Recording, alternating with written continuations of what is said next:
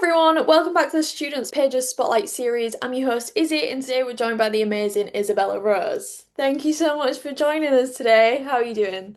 I'm doing great. We're name twins. I I didn't. know we're twinning, we're name twins. Yeah, so I'm so glad you could join us today. And so you started your career in the Disney system, which I imagine has shaped you massively.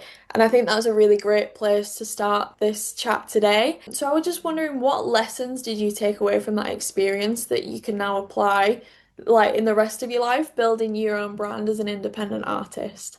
The work ethic that Disney gives you. I think Hmm. I stand by this. It's the best company to get with as a young kid. They just give Mm. work ethic that's so helpful for the future, and especially me stepping into this independent art, well, me being in the independent artist scene, it's helped a lot with the lessons they've taught me and the connections I've made there.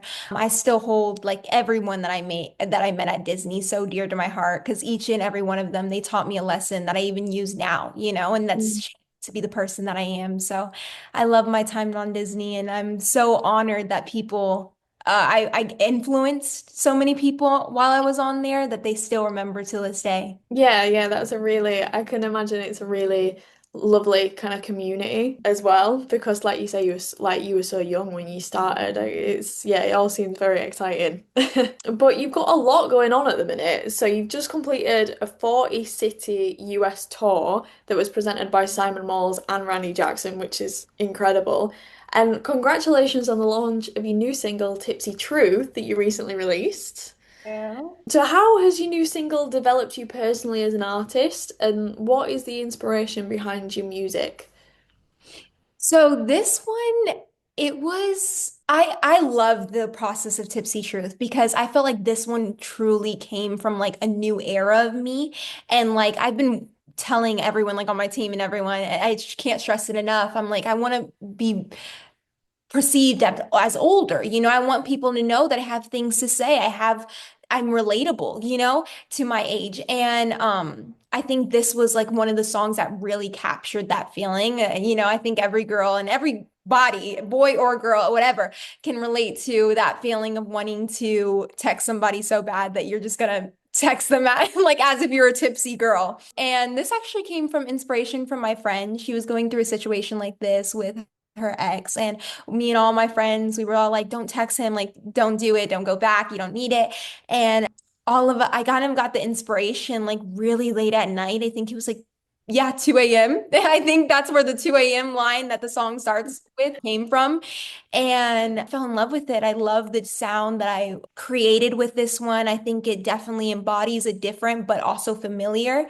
And that's what I like to do, especially with my music, is kind of add every element that makes me me, which is I'm very heavily influenced by the 60s. So there's like a 60s element and like 60s, 50s element that I add in this song that I really hope people admire and notice. Yeah, definitely.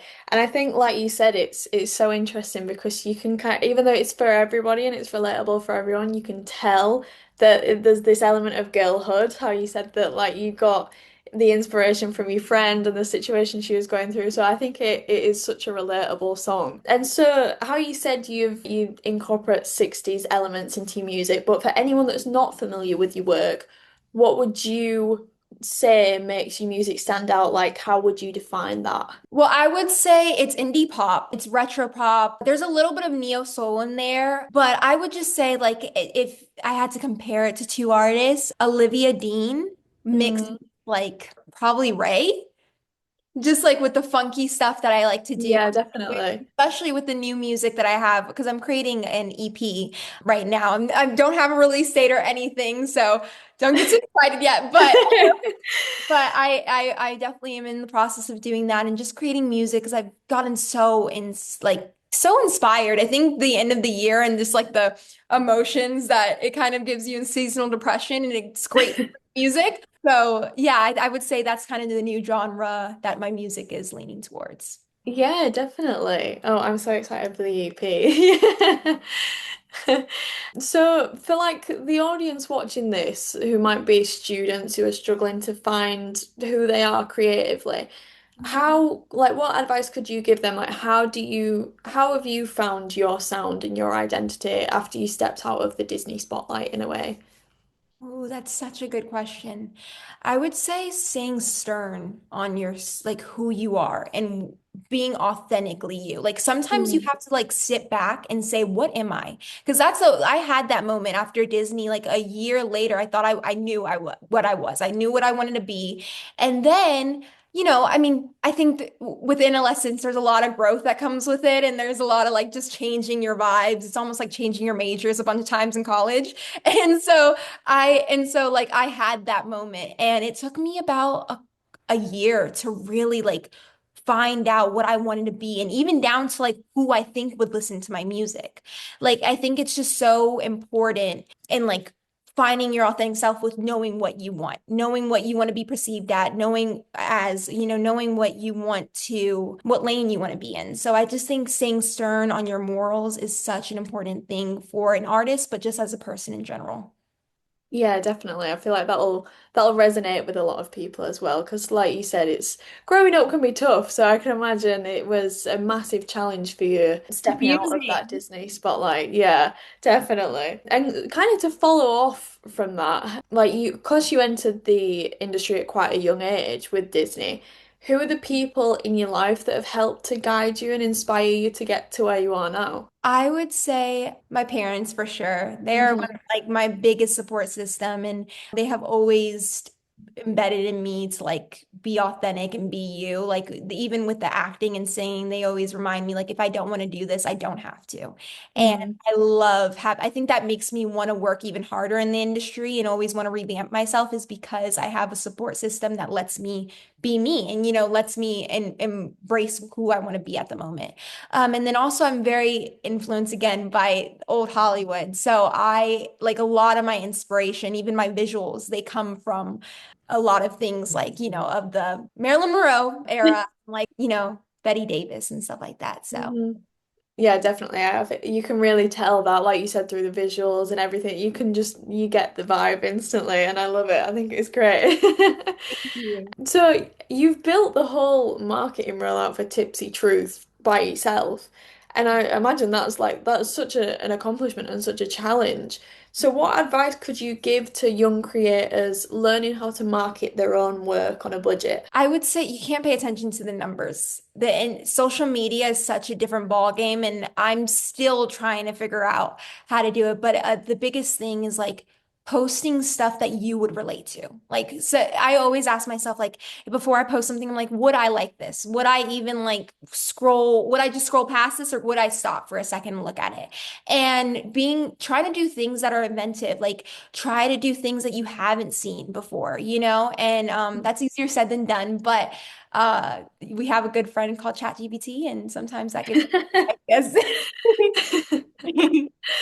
And that links really nicely to another question I was going to ask you about how you think social media has helped to enhance your career and how much importance do you put on that for a young person trying to break into this industry? Like, how do you think they can utilize social media going forward? Well, we live in a day and age that's so like we run off of social media and everyone Mm. uses it and everyone's on it. So I definitely think it's such a pro and something all creatives should use as their advantage. Get on there. Don't be afraid to post. I know a big thing, like especially with my generation, is like we don't want to be on like we want to have a private social media. It's embarrassing to post and only get 10 likes. That's 10 people. Imagine 10 people coming up to you and being like, I love your hair or I love your outfit. That's a big thing. So I just think like, don't be afraid to post and don't be afraid to embrace the cringe because to the camera, cringe is like what is wanted on social media. Yeah, definitely. And I really love that what you said about 10 people coming up to you. That's something I'm going to carry with me as well. I think that's such a great piece of advice. But so I can imagine since you got into the industry quite young that you probably faced a lot of challenges and difficulties and that you may have even experienced some bullying, like you said, because this cringe culture that people associate with posting online and this type of thing. Could you tell us a little bit more about this if this is something you've experienced? Yeah, yeah. I mean, I was homeschooled for a lot of my high school years, and that's where a lot of it happens in your high school years. And Hmm.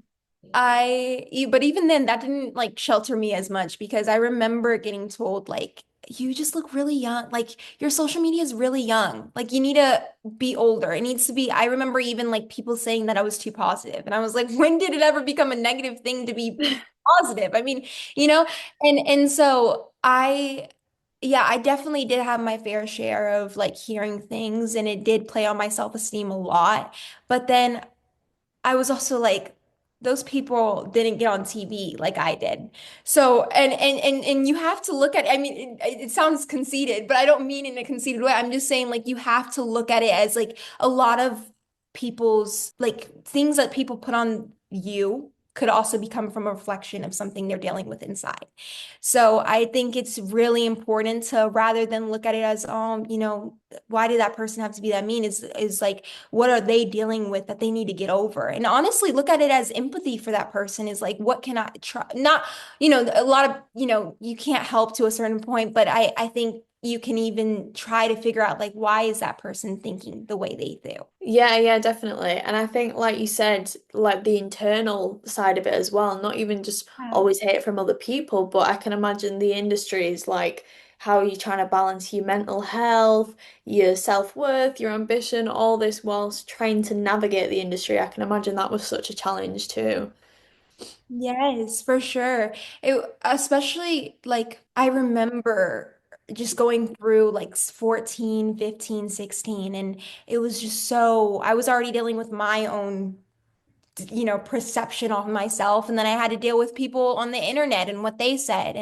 And so I think that's a big thing for anyone that does social media is to not like pay attention to that stuff. Like you said, a lot of it's internal. And luckily I think I learned at an early age to like not even pay attention to that type of stuff. Yeah, definitely. Well, it's like you said, you're on TV, like you gotta count your successes as well as your challenges as well. Yeah, Um, you're an no, interviewer. definitely. Yeah, there's no, you don't have time. Definitely.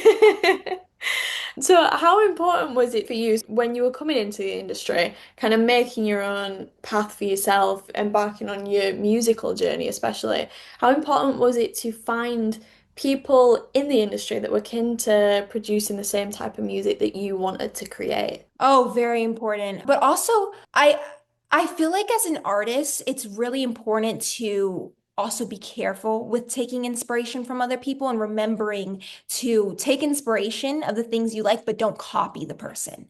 And Mm, that's like especially with social media, it's so important to make your page be authentically you because it's very important to be like, oh, that's trending. I'm going to try to fall into that. But then in the next week, something else is trending, and now you're trying to fall into that, and you're just changing up your aesthetic and trying to like it gets confusing to the viewers. So it was very important for me to take inspiration from people that I love, like I said, Betty Davis and Lucille Ball. I love her comedic timing, but take the things that I liked and that I know could work for me and then turn it into myself, if that makes sense. yeah, definitely like embracing this inspiration for yourself as well. And I think that's such a special thing to be able to do as an artist as well. So yeah, definitely. But kind of industry aside now, we've spoken a lot about that. What hobbies do you enjoy in your free time? Ooh. Honestly, I've been in the house recently. I love watching rom-coms. That's something actually Oh, I I love. love a rom-com. I love when people ask me. That is my favorite question. When someone asks me what my favorite movie or rom-com is, I love them. But yeah, other than writing songs and doing an audition, that's what I do most of my time. Hmm. I also love to like go out with my family and I love doing charitable work. That it's a big thing that I love to embrace. And whenever I get a chance to do it, I really try to. Definitely. And I have to ask you now, what's your favorite rom-com? Oh, thank you. I love this question. I just finished watching 10 Things I Hate About You. I watched it Oh, for I like the love third it. time. Classic, amazing. Heath Ledger, Oh, no, heartthrob. I love him. I love him. He could do no wrong. I love him. He's great. So, if you were speaking directly to our listeners who are students chasing their own creative dreams, What's one piece of advice that you wish, whilst you were young and growing in the industry, someone would have told you earlier? Take a million no's and turn it into a yes. That's something I've been saying since I was so young, and I actually got that from my mom because every room, no matter what industry you're in, every room you're planting a seed, and every person you get to talk to, you're planting a seed. So never like try to make the most of every opportunity. And that's what I kind of perceive as taking a million no's and turning into yes, because eventually that seed will come and it will turn into a plant, and that will be your yes. So that's what Definitely. No, I love that. That's great. And so like you said, there might be a million no's before you reach a yes. And so I know we've already briefly touched on the challenges of growing up in the industry, but what has been your biggest challenge so far? okay, honestly, I think the whole like just staying true to myself because I have a big thing and I think it's like the actress in me or whatever, but I have a big thing with taking on other like personalities and when I'm like I don't know if it's how you would call it like a chameleon with people, but if I'm around a Mhm. person for too long or something like that, I'll start changing my aesthetic like the person, or I'll start like changing, and then I'll proceed to my social media, and then I'll proceed to the music I want to make. And so I just think staying authentic to who I am has been a big challenge for me. And I'm still trying to like, keep into it. But I think like the new era that I'm kind of going into, especially with my music, and it makes me so happy that you said like when you see me in my aesthetic, you can tell like I really lean towards the old Hollywood look because that's something that I've been trying to do for a while. And I feel like right now it's definitely like you can finally see it, and I'm Yeah, finding this definitely.